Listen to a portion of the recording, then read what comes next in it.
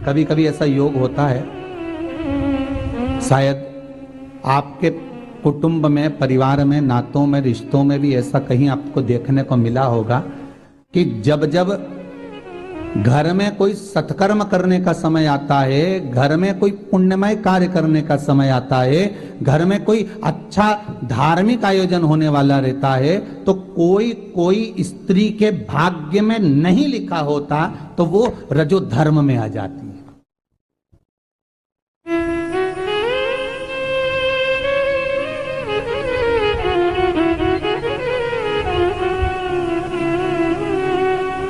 तो उसका भी व्याख्यान वर्णन लिखा है। किसके लिए? तो कहा कि वो नारी जिसके मुख से अगर कोई घर में धार्मिक कार्य हो रहा है, सत्कर्म हो रहा है, और उसके मुख से अगर एक बार निकल गया कि नहीं, अरे ये अभी रहने दो, बाद में देखेंगे, तो वो अगर कार्यक्रम होगा भी ना तो वो उसमें शामिल नहीं हो सकती।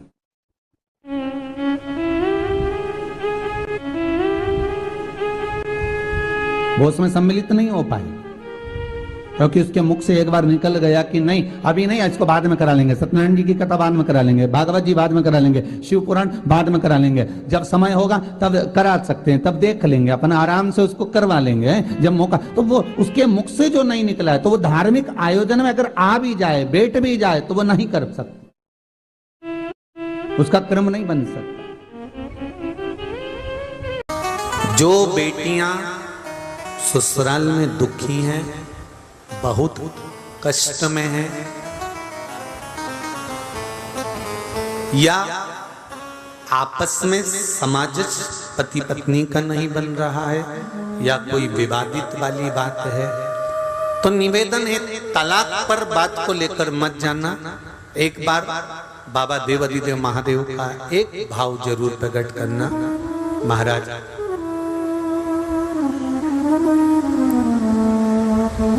श्री अवधूतेश्वर महादेव का नाम लेते। कौन से महादेव? अवधूतेश्वर महादेव का नाम लेकर थोड़ी सी मूंग, हरी जो मूंग होती है, उस मूंग को गला लीजिए पानी में। गलाने के बाद में उस मूंग को शिव मंदिर में ले जाकर भगवान जो नंदीश्वर विराजमान होते हैं वहां रखकर 7 बेलपत्र उस मूंग पर चढ़ा दीजिए। चढ़ाकर बेलपत्र मेरे देवाधिदेव महादेव को अवधूतेश्वर महादेव के नाम से समर्पित कर दीजिए। वो मूंग उठाकर गौशाला में या आपके रोड पर कोई नंदी दिख जाए, या गौशाला में कोई नंदीश्वर हो, तो उस नंदी को वो मूंग खिला दीजिए थोड़ी सी। 3 या 4 प्रदोष करोगे, तलाक तक बात नहीं पहुंचेगी, आपस में प्रेम बढ़ जाएगा, बेटी को सम्मान मिलना प्रारंभ हो जाएगा और टेंशन समाप्त हो जाएगी, परिवार नहीं टूटेगा।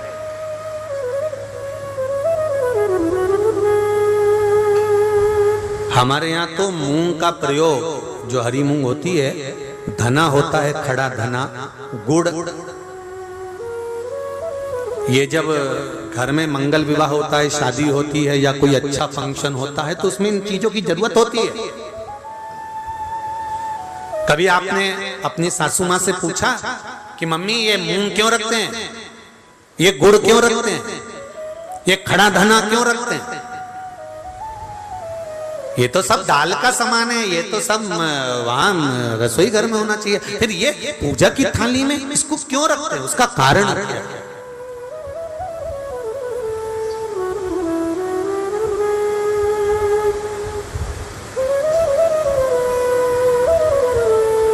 उसका कारण क्या है? कभी अपनी सासू माँ से पूछना, तो सासू माँ बताई कि जिस समय पर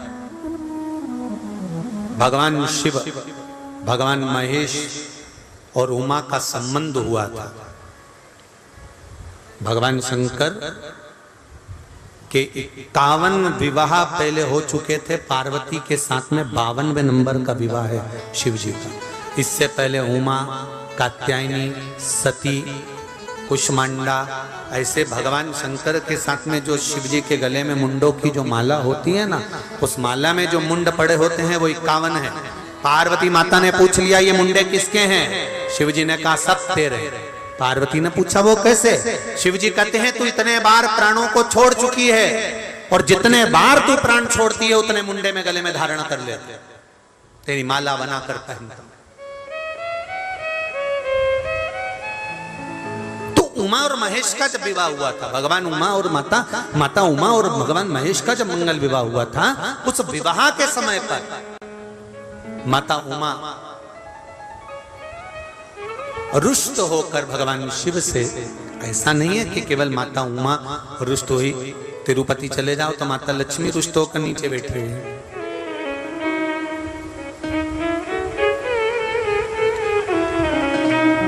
इंद्र जी का दर्शन करो तो इंद्रारी पारिजात के वृक्ष के लिए रुष्ट होकर,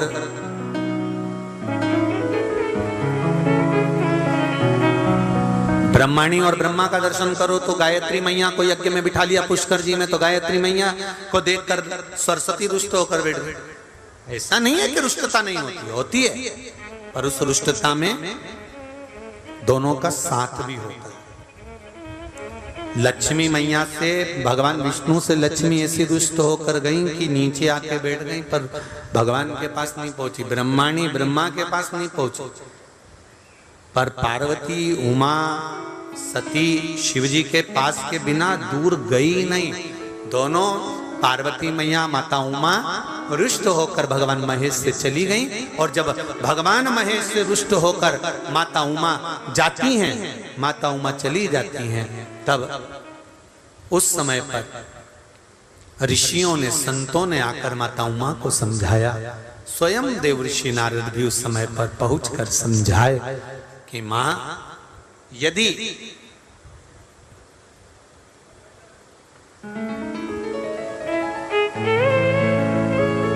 जो नंदी दिन भर भगवान की आराधना में लगा रहता है,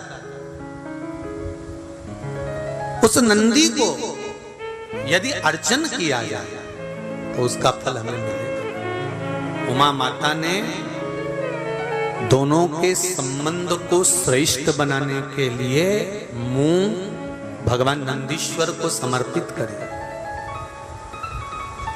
बहुत ध्यान दीजिएगा, आज भी बुजुर्ग माताएं पूजा की जो थाली रहती है उसमें गुड़, मूंग, धना, जब मंगल विवाह होता है या कोई अच्छा कार्य होता है, शुभ कार्य होता है, तो उसमें ये रखती हैं। उसका कारण है कि बंध जोड़ा जा रहा है, जो लड़का लड़की का संबंध हो रहा है, या कोई सगाई हो रही है, या इन लोगों का आपस में कोई जुड़ाव हो रहा है, या दो रिश्तेदार आपस में मिल रहे हैं, तो इन लोगों में कभी विवाद खड़ा नहीं,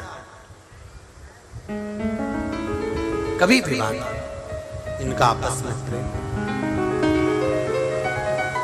अब यहाँ का तो नहीं मालूम, पर हमारे उधर तो आज भी नियम है, जब कोई अतिथि आता है, कोई विशेष आता है, तो जब आरती उतारते हैं तो थोड़ा सा गुड़ अतिथि को मुख में दे देते हैं, हाथ में दे देते हैं।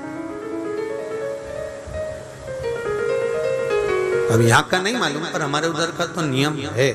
मारवाड़ में भी, राजस्थान में भी, मध्य प्रदेश में भी, आदि यहाँ पे भी शायद होगा कि आरती करते समय थोड़ा सा गुड़, उसमें शक्कर नहीं, गुड़ दिया जाए।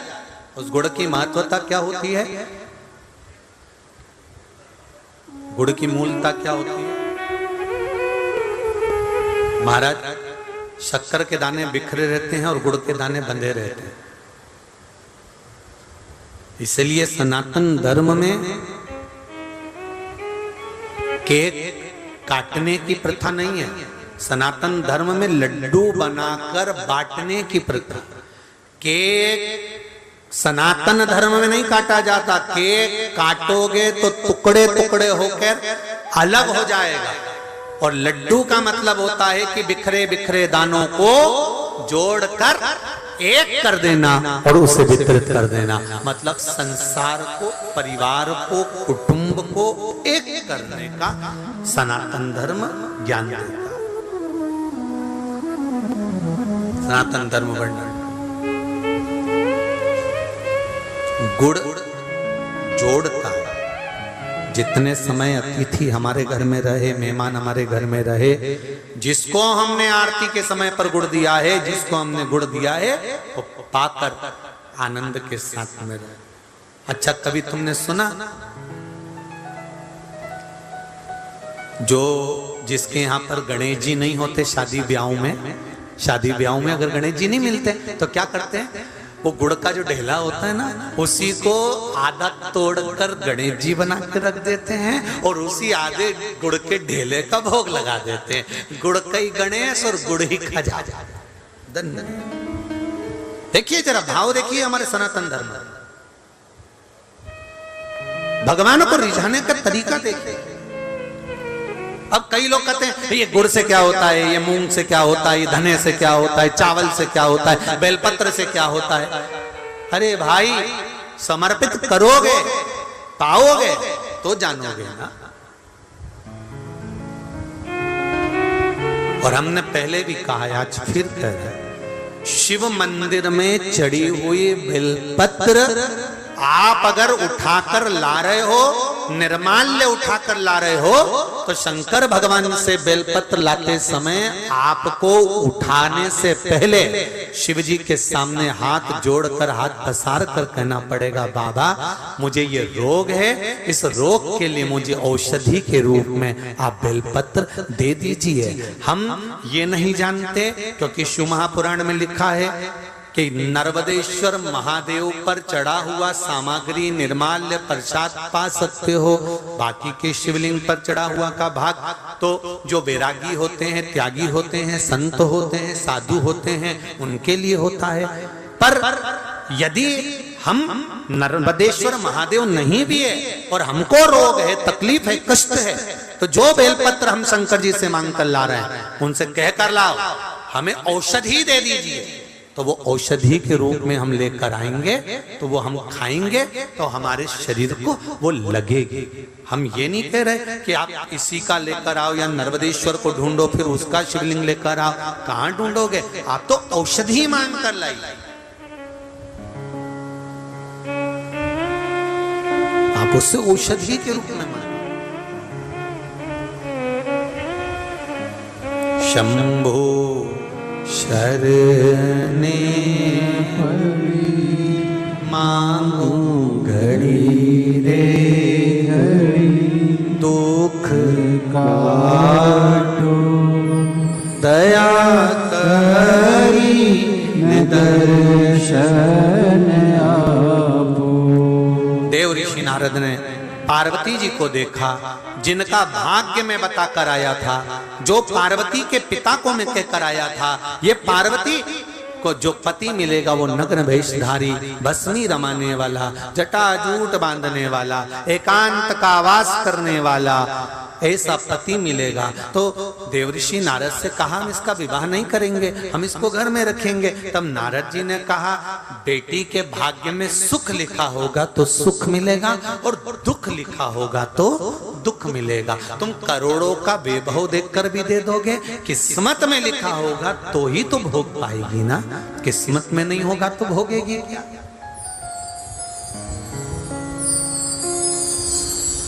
कितना हम छाट बीन कर काम करते हैं, साहब मेरा छोरा, उसके लिए बहू लाना है, कोई अच्छी मिल जाए, सुशील मिल जाए, सारा घर संभाल ले, परिवार संभाल ले, कुटुंब संभाल ले, कितनी आस लेकर आते हैं, कितना नाचते हैं, महिला संगीत में भी अपन थोड़ा थोड़ा डोल लेते हैं, कितना खर्चा करते हैं, कितना पैसा लगा देते हैं कि बहू आएगी, गरम रोटी देगी, प्रेम से बोलेगी, बहुत स्नेह से रहेगी। मेरे को करना क्या है, गिना चुना परिवार, आजकल कोई इतना बड़ा परिवार नहीं होता, 4 5 6 लोगों का परिवार, सब उसी का तो है, मुझे संभाल लेगी, सेवा करेगी, बहुत अच्छी लड़की आ रही है, बहुत सुंदर आनंद में बहू आ रही है। अब लेकर इतनी तमन्नाओं के साथ आए थे कि अच्छा बोलेगी, गरम।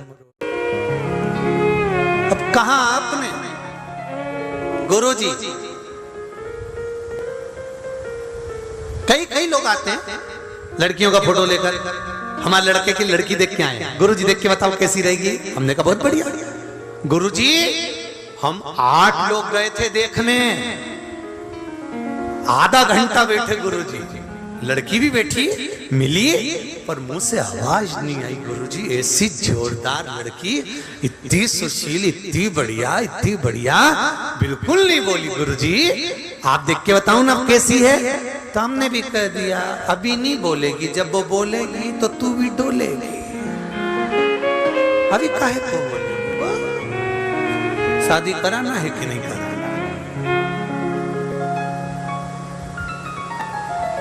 एक बात आप लोगों को कहना चाहेंगे, किसी भी घर की बेटी कभी बुरी नहीं होती, केवल हमारे समझने की कमी होती है।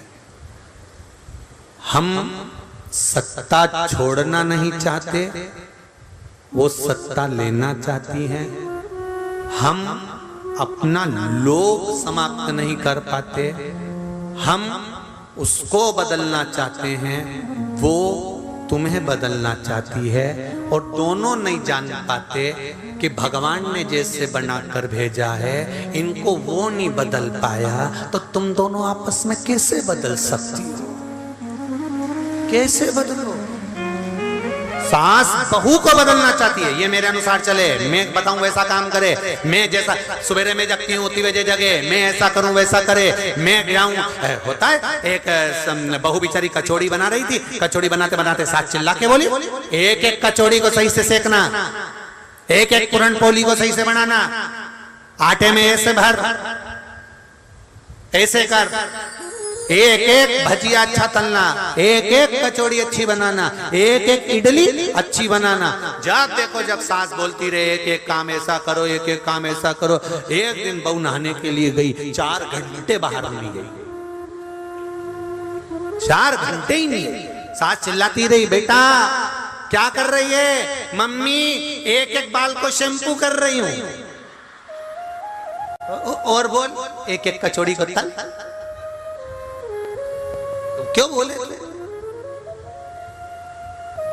वो उसको बदलना चाहती है, वो उसको बदलना चाहती है। अब ये दोनों ही नहीं जानते कि इनको बदलना कठिन है, बहुत कठिन। इसलिए सासू जी से भी निवेदन है और बहू रानी जी से भी निवेदन है, दोनों एक दूसरे को मत बदलो। थोड़ा सा जो समय मिले उसमें शंकर का गुणगान करो और जो बने प्रेम से काम करो। इससे बढ़कर कोई आनंद नहीं है साहब। गृहस्थ आश्रम से बड़ा कोई आश्रम नहीं है, उसमें जो सुख है वो सुख कहीं नहीं। आप दिल से रहिए, प्रेम से, आनंद से, स्नेह से। शिव कथा करे देवऋषि नारद ने मन में सोचा कि मैंने इतना बताया सब कुछ, हिमालय राज ने कहा मैं बेटी नहीं भी आऊंगा। देवऋषि नारद ने कहा बेटी तो ब्याह ना पड़ेगी, घर में कब तक रखोगे? इसलिए एक निवेदन है, बेटी से कहना जब वो बड़ी हो जाए तो बेटी से कहना कि तू शिव जी की आराधना कर। सारे अवगुण शंकर में हैं, पर शंकर में गुण भी एक है कि वो परमात्मा है, वो भगवान है, वो देव अधिदेव महादेव है, वो महादेव है।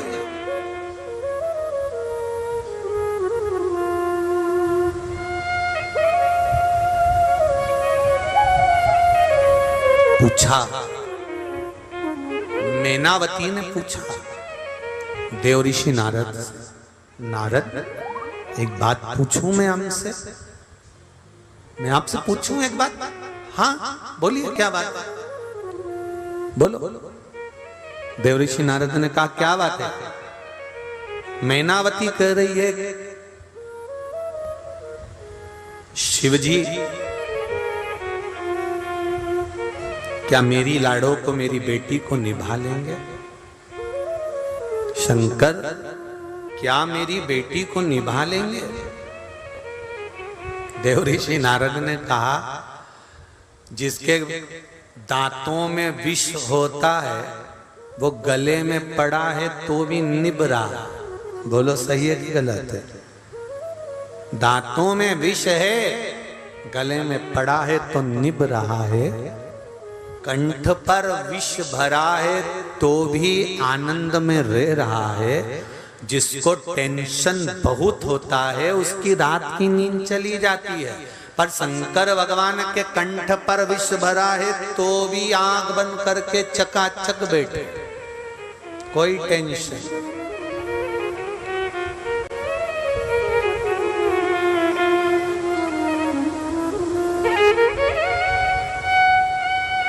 कोई चिंता नहीं। नारद, क्या वो शिव मेरी बेटी को निभा लेंगे? क्यों नहीं?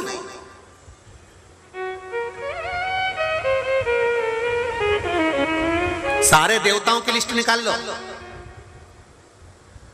लक्ष्मी जी ने भगवान विष्णु को श्राप दिया था, केवल भगवान विष्णु लक्ष्मी को देखकर हंस दिए थे तैयार होते समय, और नारायण हंसे और लक्ष्मी को क्रोध आ गया। हे नारायण, आप मुझे देखकर हंसे हो घोड़े की तरह, मैं श्राप देती हूं लक्ष्मी कि नारायण तुम मुझे घोड़े की तरह देखकर हंसे हो, इसलिए तुम्हारा गला कटेगा, शीश कटेगा और घोड़े का मुंह लगेगा। भगवान विष्णु का हयग्रीव अवतार हुआ केवल लक्ष्मी के कारण। ब्रह्माणी ब्रह्मा जी को श्राप दे देती हैं, ब्रह्मदेव तुमने मेरा अपमान करा है, यज्ञ करने बैठे मैं तैयार होने गई थी और तुमने दूसरी स्त्री को बिठा लिया। इन ब्राह्मणों के कहने पर गाय के मुख से प्रकट कर गायत्री को बिठा लिया। इस पुष्कर राज की भूमि पर तुमने गायत्री को बिठाकर यज्ञ करा है। ब्रह्मदेव, मैं ब्रह्माणी तुमको श्राप देती हूं, पूरी पृथ्वी पर कहीं तुम्हारे मंदिर नहीं बनेंगे, केवल एक पुष्कर में तुमने यज्ञ करा है इसलिए यहां तुम्हारा मंदिर होगा, बाकी के कहीं नहीं होंगे। ब्रह्माणी ब्रह्मा को श्राप दे देती हैं, नारायणी नारायण को श्राप दे देती हैं, इंद्राणी इंद्र को श्राप दे देती हैं। केवल अगर सही परिवार देखा जाए तो शंकर और पार्वती का है, जो आज तक भगवान शंकर से कोई शब्द ही नहीं कहे, एक शब्द नहीं।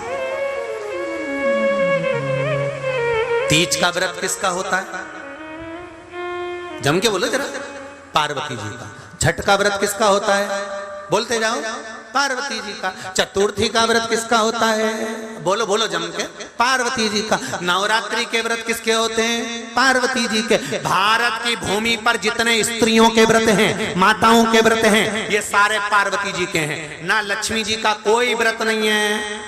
कोई ने नहीं कहा कि दिवाली पर तुम लक्ष्मी जी का व्रत करो, वो तो तुम्हारी मर्जी हो तो करो, नहीं तो कहीं शास्त्र प्रमाण में नहीं लिखा कि आप लक्ष्मी जी का व्रत करो। लक्ष्मी जी का कोई व्रत नहीं है।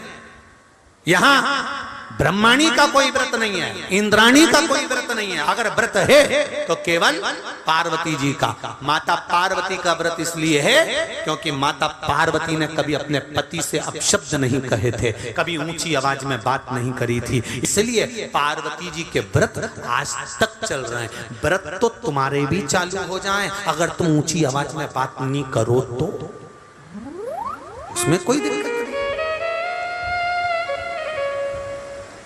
अगर तुम तेज आवाज में बोलना बंद कर दो ना, तुम जब भी बोलती हो ना धड़धड़ा के बोलती हो। 4 घंटे से बोल रही हूं कि दूध की थैली लिया।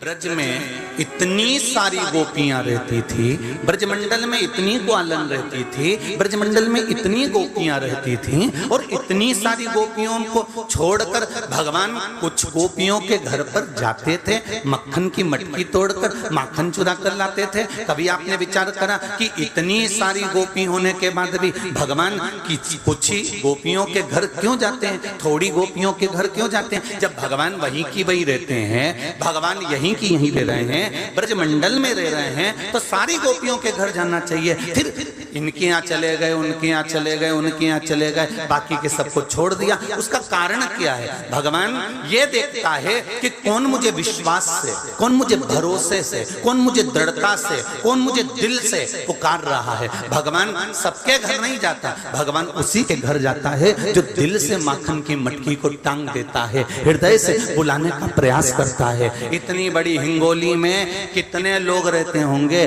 कितने लोग निवास करते होंगे, पर क्या सब शिव महापुराण में जा सकते हैं? बोलो तो सही, नहीं जा सकते। क्या सभी लोग नागेश्वर जा सकते हैं? नहीं। सभी लोग पल्ली बैजनाथ जा सकते हैं? नहीं।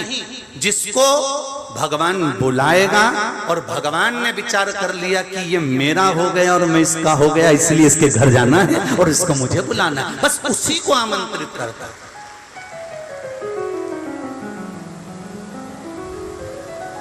वो एक गाना याद करो तो जरा, शायद रविंद्र तेरे को याद होगा कि सारी की सारी तैयारी रे जाती, अरे मानो, आता है जरा गाना, एक लाइन गाओ जरा, सारी की सारी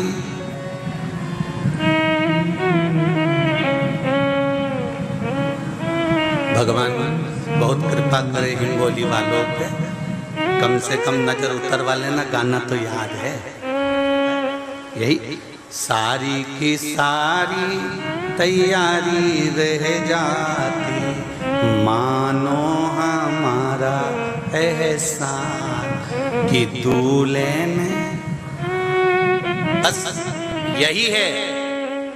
मृत्यु लोक में आए, माता के गर्भ से जन्म लिया, ऐसा कोई संसार में नहीं जन्मा जो माता के गर्भ से ना जन्मा हो, सबने माता के गर्भ से जन्म लिया, पर भगवान ने किसी किसी के ऊपर कृपा करी। तैयारी तो सबने करके रखी थी, तैयारी सबकी थी। जितने लोग हिंगोली में रहते हैं, रोज टीवी पे कथा सुनते थे, रोज विचार करते थे एक बार महाराज हिंगोली आ जाए, एक बार कथा हो जाए, एक बार कथा सुनने जाना है, सबकी तैयारी थी। पर भगवान भी तो चुनता है कि किसके माध्यम से कराना है, किसको पकड़ना है, किस गोपी के घर में भगवान कृष्ण को जाना है।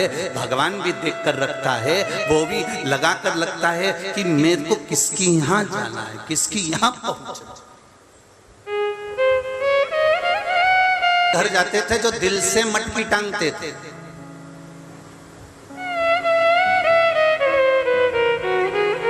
एक गोपी का सुंदर भाव देखिए। एक गोपी दूसरी गोपी से कह रही है, सुन, दही बेचन मथुरा जाऊं रे, ध्यान रखियो गुजरिया।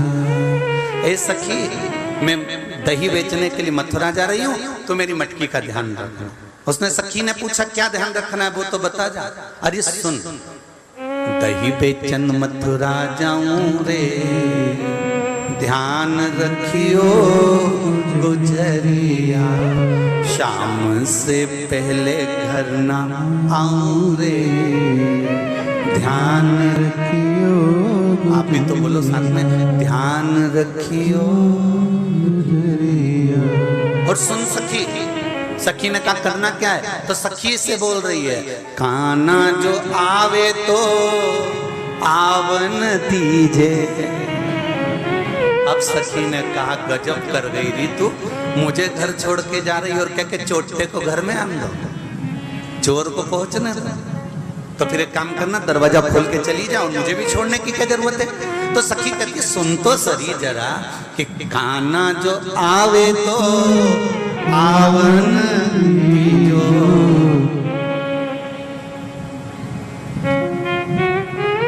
शंभो शंभो शंभो शंभो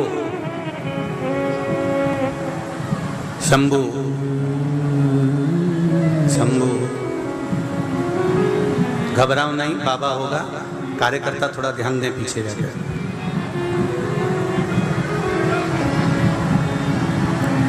श्री शिवाय नमस्तुभ्यं, श्री शिवाय नमस्तुभ्यं, श्री शिवाय नमस्तुभ्यं, श्री शिवाय नमस्तुभ्यं, श्री शिवाय नमस्तुभ्यं, श्री शिवाय नमस्तुभ्यं, श्री शिवाय नमस्तुभ्यं, श्री शिवाय नमस्तुभ्यं। भगवान शिव की कथा कर रही है।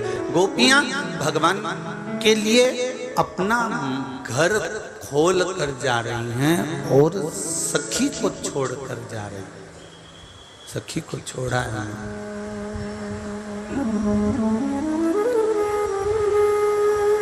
भाव देखिएगा कितना सुंदर है। दही बेचन मथुरा जाऊं रे, ध्यान रखियो गुजरिया, शाम से पहले घर ना आऊं रे, ध्यान रखियो। साथ में बोलो जरा, ध्यान रखियो गुजरिया।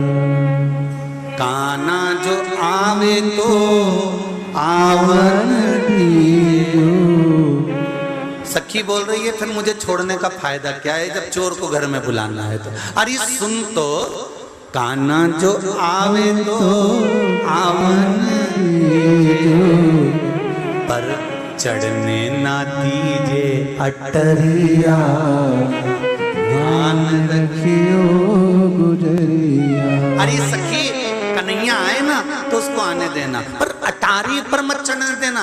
तो सखी ने पूछा क्यों? तो क्या मेरी अटारी टूटी हुई है, अगर वो चढ़ गया और गिर गया ना तो मुझे अच्छा नहीं लगेगा। अब देखो चोर घर में आए, उसके लिए घर खुला छोड़ दो, सखी से कह रही है आने दो, अटारी पर चढ़ने मत देना। और सुन, अब फिर मुझे छोड़ कर क्यों जा रही है? तो सुन तो, माखन जो खाए तो,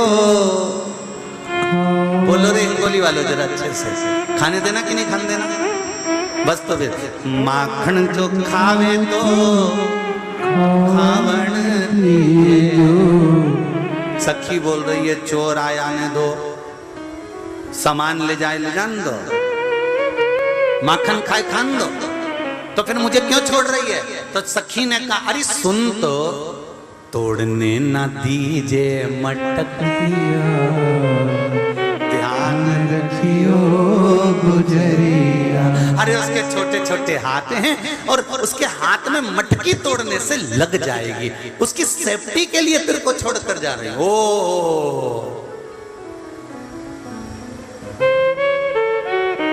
और एक बात और सुन ले सखी, मेरी इस बात को पक्के से पल्लू में गांठ बांध कर रखना। क्या? कि काना जो जावे तो, जान रहे नहीं ना? तो सखी कह रही है काना जो जावे तो जावन्ना दीजे। अरे सखी वो जाए ना तो जाने नहीं देना। तो इतने में तो सखी को आ गया गुस्सा, वो तो अपने बाप की नहीं सुने तो हमारी क्या खाक सुने। उसकी मैया उससे कहे कि रुक जा रुक जा रुक जा, उसके पिता की उसकी माता की किसी की नहीं सुनता, जो करना है अपनी मर्जी से करता है, सारे ब्रजमंडल को हथेली पर लेकर चलता है। तो तू कह रही है कि कान्हा जाए तो जाने मत देना, और अगर चले गया तो सखी ने कहा सखी से, छीन लीजिए बाकी बंसुरिया, ध्यान रखियो गुजरिया। अगर तूने बंसी को छुड़ा लिया फिर तो जाएगा ही नहीं, पक्का है पक्का। एक बार तुम्हारा छोरा नहीं माने, लड़का नहीं माने, घर में रहे, नहीं जाएगा नहीं जाएगा, मैं बोल रही हूं ना नहीं जाएगा, तो छोरे को बोलने से अच्छा है उसका हाथ का मोबाइल छुड़ा के रख लो, फिर कहीं नहीं जाएगा। घर में उसको मालूम है किसी का फोन आ गया और मम्मी ने उठा लिया, फिर हैप्पी बर्थडे टू यू हो जाएगा, वो नहीं जाएगा। तो कान्हा जो जावे तो जावना दीजिए बाकी बंसुरिया, ध्यान रखियो गुजरिया। सखी इतनी सारी सखियां हैं, पर भगवान किसी किसी सखी के घर जाते हैं, किसी किसी गोपी के घर जाते हैं। उसी तरह मेरा भोलेनाथ उसी को बुलाता है, उसी को पकड़ता है, उसी को साधता है जिसको वो अपने लिए बनाया हुआ होता है, किसी दूसरे को नहीं। जिनका संबंध जहां अच्छा होता है ना, व्यक्ति वही जाता है। हिंगोली में जिनके रिश्तेदार रहते होंगे ना, तो उन्होंने पहले ही फोन लगा दिया होगा, हम संडे को आएंगे हो।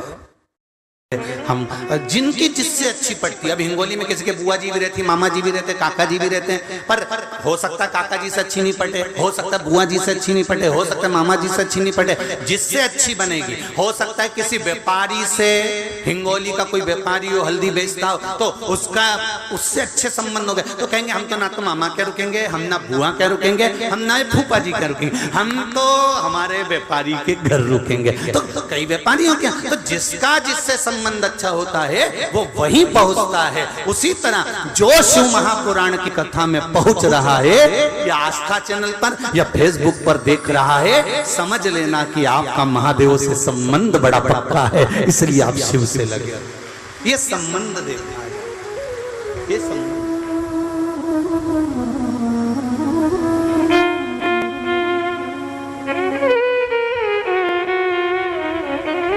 हर पल, हर घड़ी, हर क्षण संबंध का क्या।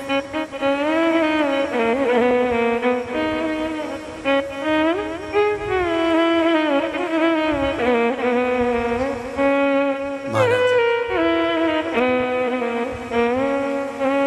शिव पुराण कह रही है, भगवान शंकर की हिंगोली से हरतालिका तीज शिव महापुराण की कथा कहती है।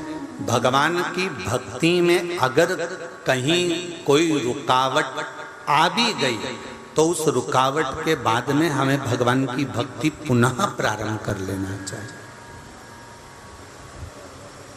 होता है ऐसा, ऐसा होता है। कई बार हम तीज का व्रत करते थे गुरुजी, और तीज का व्रत करते करते गुरुजी हो सकता है कई बार ऐसी अड़चन आ गई, ऐसी अड़चन आ गई कि हमारा वो व्रत एक बार छूट गया।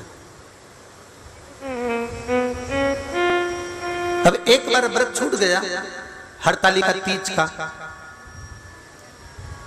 अब क्या करें गुरुजी, हमारा व्रत बस केवल एक बार छूटा है गुरुदेव। हम 15 साल से कर रहे थे, हम 20 साल से कर रहे थे, एक बार ऐसा कोई काम हो गया कि वो व्रत हमारा टूट गया, वो व्रत हमारा नहीं हुआ, तो हमें क्या करना चाहिए। हरतालिका शिव महापुराण की कथा कहती है, भूलवश कारणवश किसी कार्य से अगर एक व्रत बीच में कभी बाई चांस किसी कारण से रह गया है, तो हरतालिका शिव पुराण कहती है फिर एक काम करिए, अगला व्रत जब करें तो उस समय पर कोई भी शिव जी का एक जोड़ वस्त्र, सौभाग्य नारी का, सुहागन नारी का एक जोड़ वस्त्र, सौभाग्य की बांस की पिटारी, उसमें सौभाग्य की सामग्री रखकर शिव जी के मंदिर में जाकर पूजन कर कर वापिस आकर फुलेरा का दर्शन कर कर, फुलेरा शिव जी का पूजन कर कर, वो सौभाग्य सामग्री किसी गरीब ब्राह्मण को जिसको जरूरत है वस्त्र आदि की, या जो ब्राह्मण पूजन करा रहा हो आपके यहाँ, वो ब्राह्मण जन को तिलक कर कर दक्षिणा के साथ उसे प्रदान कर दे, और शिव जी से निवेदन करें, भोले बाबा हमसे पूर्व में गलती हो गई थी, इसलिए हमारा व्रत छूट गया था किसी कारण से, पर आप इसको स्वीकार करिए, आप इसको स्वीकार करिए, गलती हो गई। अब जिसके पास में वस्त्र भी ना हो ब्राह्मण को देने के लिए, कोई सौभाग्य वस्तु सामग्री भी ना हो, तो शिव महापुराण की कथा कहती है हल्दी और कुंकू तो घर में होता है ना, ये हल्दी कुंकू भी अपने किसी ब्राह्मण को दे दिया तो भी आपका हरतालिका व्रत का फल आपको प्राप्त जरूर होगा। कोई जरूरी नहीं कि आपके पास में बहुत सामग्री, ये जरूरी नहीं।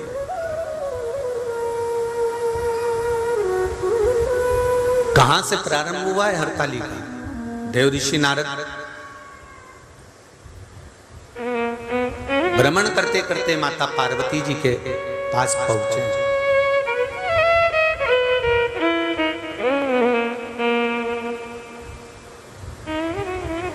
और माता पार्वती जी को देखा देव ऋषि नारद ने, बहुत देर तक एक केंद्रित होकर देव ऋषि नारद देख रहे हैं माता पार्वती जी।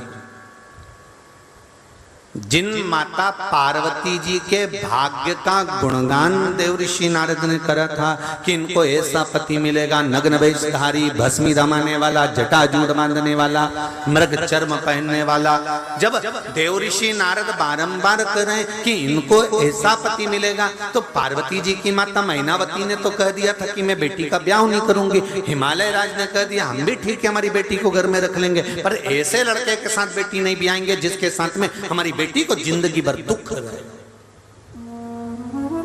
गाय, बेटी और लक्ष्मी 50 बार विचार करो तब किसी को दो। बेटी को विवाह करने से पहले 50 बार विचार करना, क्या ये लड़का तुम्हारी लड़की के लिए ठीक है, क्या ये लड़का तुम्हारी बेटी के लिए ठीक है। जनक जी महाराज ने माता जानकी का स्वयंवर रखा था, माता सीता का स्वयंवर, और जनक जी ने जो माता सीता का स्वयंवर रखा, उस स्वयंवर का ये कलाकारों ने, ये फिल्म बनाने वाले ये कलाकारों ने उस स्वयंवर का इतना हंसी मजाक बना दिया, इतना हंसी मजाक बना दिया कि वहां हीरो हीरोइन के स्वयंवर होने लगे थे। आपने देखा होगा टीवी पर।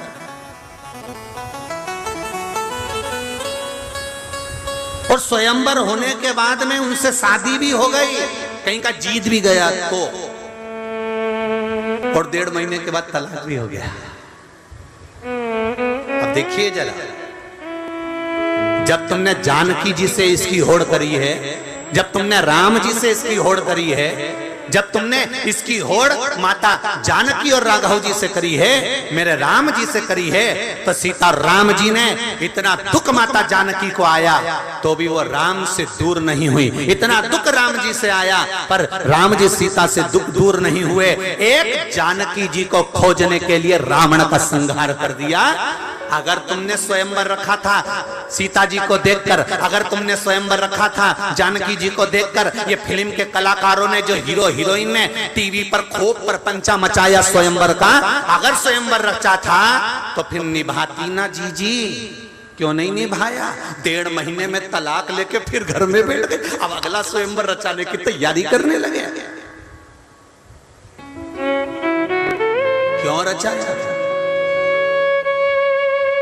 सनातन धर्म की हंसी उड़ाने की आदत पड़ गई है लोगों को आदत है सनातन धर्म की हंसी, और ये मौका सनातन धर्म की हंसी उड़ाने का मौका किसी दूसरे ने नहीं दिया है। हम किसी को आक्षेप ना लगाएं, हम किसी को उंगली ना उठाएं, हम किसी के ऊपर एक उंगली भी उठाते हैं तो ये 3 उंगली हमारी ओर जाती है कि ये सनातन धर्म पर उंगली उठाने का मौका किसी दूसरे ने नहीं दिया। ये 3 उंगली हमारी ओर जा रही है, मतलब सनातन धर्म पर उंगली उठाने का मौका हमने दिया है। नहीं तो किसी की सामर्थ्यता है भला कि सनातन धर्म पर कोई उंगली उठा दे।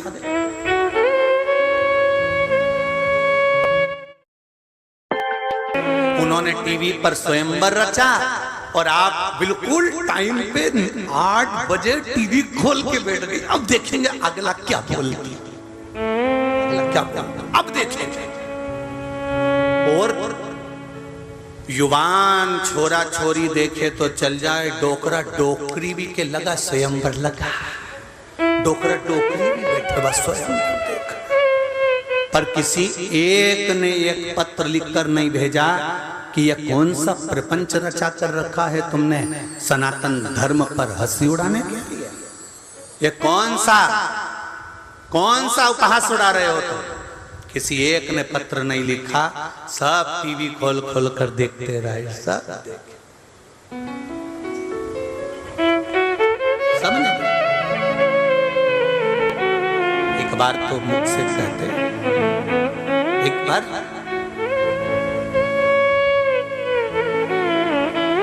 3 को देने से पहले 50 बार विचार करना। एक बेटी को देने से पहले, दूसरा गौ माता को देने से पहले, तीसरा लक्ष्मी धन पैसा देने से पहले 50 बार विचार करना कि किसको दे रहे हो।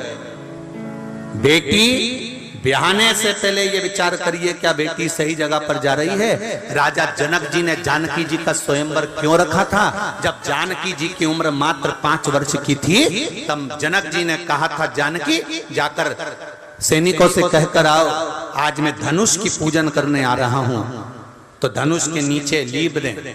जानकी जी कहने गई तो द्वारपालों ने कहा माता जी हमने धनुष के नीचे का भाग आसपास का लीप दिया पर वो धनुष हमसे नहीं उठता है, इसलिए हमने गाय के गोबर से उसके नीचे नहीं लीपा है। जानकी जी बोली इतना छोटा सा धनुष तुमसे नहीं उठता, चलो मैं उठा देती हूँ। और जानकी जी गई, उन्होंने हाथ में गोबर लिया, उल्टे हाथ से धनुष को उठाया, गोबर को लीप कर 5 वर्ष की जानकी मैया गोबर से लीप कर धनुष को रख कर आ गई। जनक जी जब पूजन करने आए तो उन्होंने देखा कि आज पहली बार धनुष के नीचे का भाग लीपा है। ये किसने लीपा? जिस दिन से धनुष आया है उस दिन से आज तक नहीं उठा। इस धनुष को किसने उठाया है? कौन उठाया इस धनुष को? द्वारपालों ने कहा जानकी जी ने उठाया। जनक जी हंसने लगे, 5 साल की छोरी कोई धनुष उठाएगी? बुलाओ जानकी को। जानकी बेटा तूने धनुष उठाया कैसे, ये लीपा कैसे? जानकी जी ने कहा पिताजी ये देखो, उल्टे हाथ से धनुष उठाकर सीधे हाथ से लीप कर बता दिया। जनक जी जान गए मेरी बेटी अगर उल्टे हाथ से धनुष उठा सकती है तो इसका पति सीधे हाथ से धनुष